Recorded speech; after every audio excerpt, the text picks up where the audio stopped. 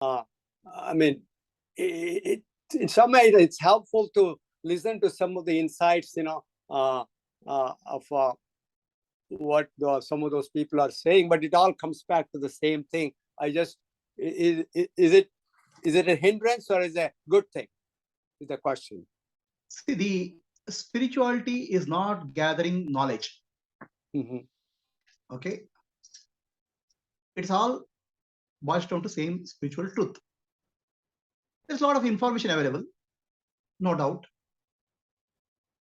So spirituality is about transformation. So the information has to get translated to transformation. The deep within changes have to happen, right? Yeah. For that, it is better to follow one line of thinking rather than to get to multiple lines of thinking. Go dig deeper. Okay. So what I would say is a spiritual journey. A good amount of information can be gathered through books. But finally, the realization will happen with a master, whoever you consider as master, a Sadguru. A Sadguru is an important aspect of our life in spirituality. Okay, what is difference between book and Sadguru? The book gives information. Sadguru is the presence, a living presence. That living presence has an impact on our life.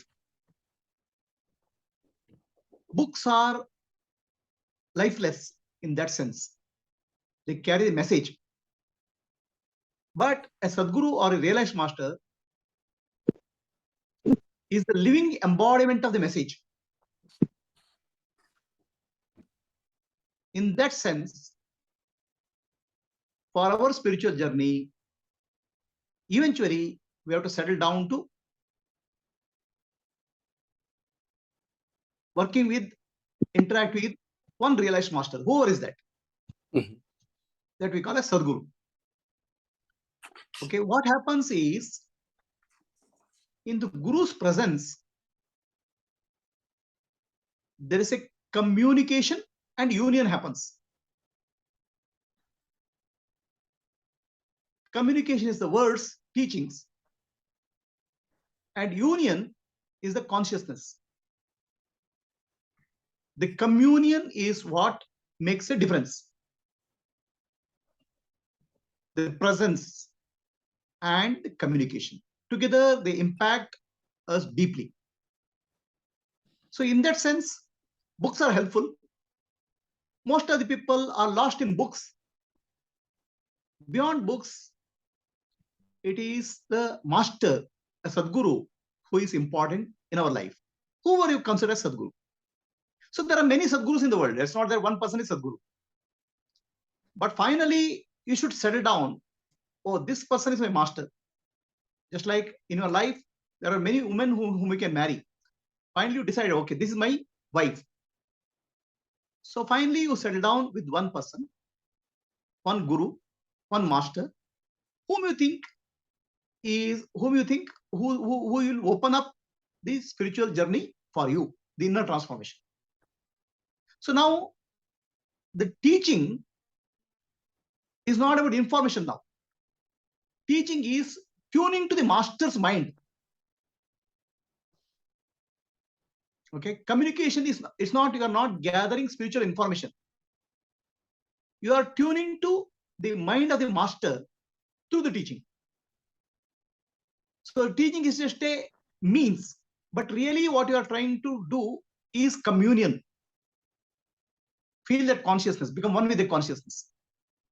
So that's what happens in the presence of Sadguru. So books can take you to some level, but that's all. They can give information. Finally, you have to settle down with Sadguru. And then all teachings and listening has to be with respect to that particular master, because it is not the information which you are gathering. You're actually tuning to a consciousness. At a certain level of consciousness, you are tuning. So that is important in life. So what happens is, we think that spiritual journey is a long journey. It is not.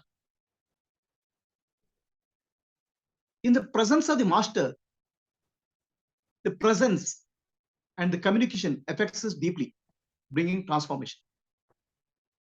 That's what you look for. That's what. Did you get an answer? Yeah. Intuitively, that was my feeling too, but it kind of reaffirmed that, and yeah. And see, I'll tell you what is the importance. Okay. What is the importance of a realized master Sadguru in our life? See, we deal with all human beings every day, day in and day out, right? And we treat everybody as like us, like me as a human being. A Sadguru or realized master is also a human being, in a sense, look-wise. But deep inside, he is not human. He is pure awareness. He is not like any other human being, whom we understand. We cannot understand who is a Sadguru because he is not a human being. He is a presence in the human body. Okay. So now what will happen? The major breakthrough happens in our life when we recognize that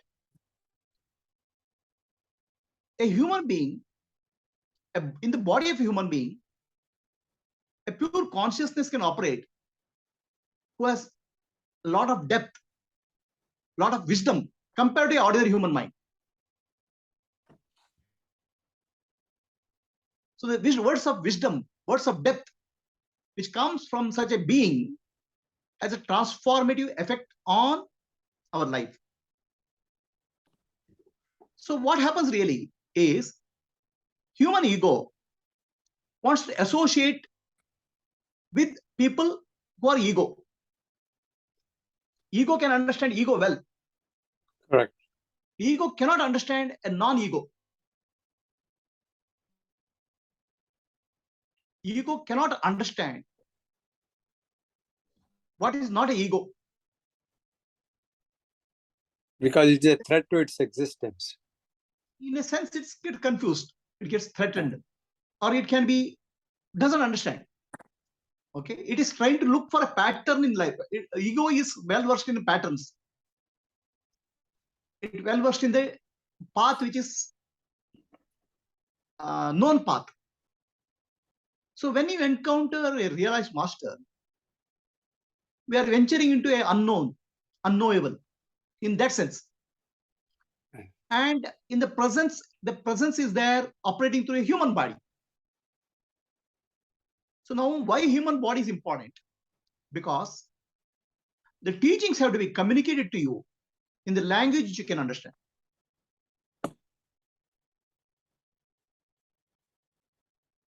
The spirituality is about silence, is about emptiness. But that has to be made by the body language, by the presence, by the interaction with the master. So now the spiritual truths were no longer abstract concepts from books. They are living reality in front of you. The abstract becomes concrete. Yeah. Okay. So now, for example, there's a fine concept called love. Love is a very abstract concept. What is love? We'll never be able to understand. But we can understand love from a behavior of a person who is full of love compared to others who are not that. So love, abstract concept becomes a concrete in the presence of a person who is loving nature. Correct. So that way, the spiritual truths have to become abstract truths, have to become concrete. And such a person is called Sadguru. So when you encounter, when you meet a Sadguru, no longer spirituality is some concepts. It's a living reality. Now here there's a human mind comes into picture. Human mind says, all human beings are same. This person is also like me. It's very difficult for ego to accept that somebody is superior to me in front of me. It's very hard for the ego to accept something greater which I can't understand is there. So the first time you encounter such a master, then you feel there is something more to life and there is more concrete. So then ego will say, accept it. If you are able to accept a master as embodiment of Brahman, supreme reality, that is really opening up for us. Because if I am able to accept another human being who is just like me, physical structure, as embodiment of divine, then that possibility opens up in me. Are you getting what I'm saying? Mm-hmm. A possibility, for example, when my neighbor got an engineering seat, for till that point of time, I didn't know what is engineering. Oh, this fellow got an engineering seat. This is how he studied. So that possibility becomes a reality for me. I can also do that. Right? That's how you doctors also learn, right? That's a very good professional doctor. Mm-hmm. His skills, his knowledge, something inspires us. If he can do that, I can also do that. So that opens up. So in that sense, a realized master, Sadguru, has communication and union. What happens is there's a deep silence and presence when you meet such a person. It's a communion, which you'll not find, that quality you'll not be able to find elsewhere. Okay, just like when you go into a bar or a disco club, so you'll feel that environment is vibrant with dance music. Similarly, if you find a person who is realized master, suddenly you feel the vibrations in that presence are very different from the normal vibrations found in society. So these vibrations, this presence starts touching us. And a realized master should be a Brahmanishta and Shrotriya.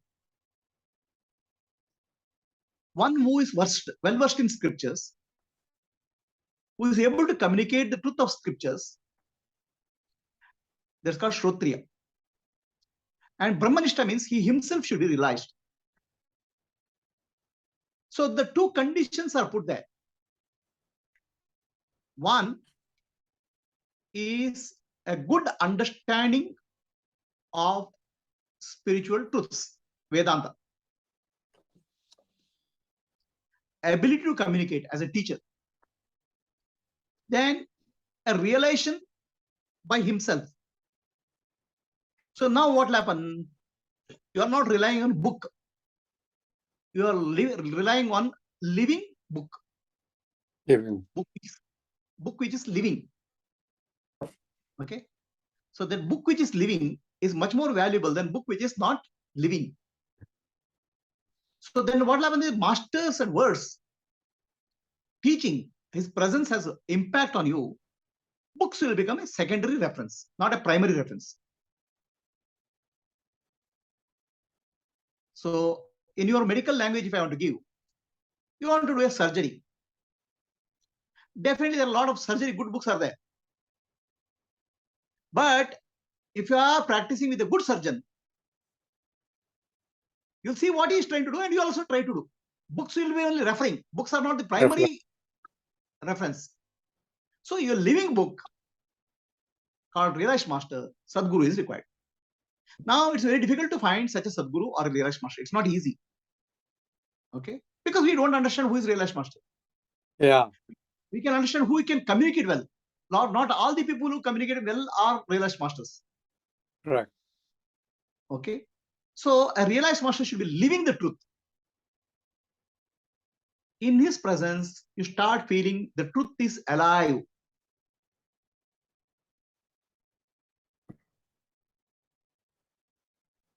The embodiment of many spiritual qualities will appear in him. What you have read in books will be concrete, living example in his presence. That will impact our life. Because now spirituality is not a remote subject, not a theoretical subject. Spirituality is not for somebody who is sitting in some cave in some part of the mountain. A person who is living, who is sitting in front of me, is embodiment of this wisdom. I don't have to go to some cave. It becomes a practical living reality. So, how do you recognize a Sadguru? Very difficult. Very difficult. Okay. But what happens is instinctively, because our karmic bondages, karmic linkages, will be drawn to a person, drawn to a situation. So in that presence of that person, in that presence of master, you start feeling a deep peace, deep silence, your questions getting clarified, mind becoming silent. And you start feeling, experiencing that divine presence. So then you can call as Sadguru. There are many people who in the world who are Sadgurus. It's not that it's not a exclusive property of somebody. But because of your karmic connection, because of your karmic impressions, you will get connected to one person. So that connection is called Karana Guru. Somebody who can cause the fire of spiritual wisdom burn in you is called Karana Guru. So you need a Sadguru and Karana Guru if you want to make a progress in spiritual life. So does that answer your question? First question? Yeah, yes. Your first question was, I am reading a lot of spiritual books. Everything seems to be saying same. Almost they are touching the same truth. So from books to living books, you have to go. Next level. When that connection happens, I'm sure the guru would know who is that disciple is, I would imagine. It's just a curiosity question. See, it is your question is Guru knows who is the disciple.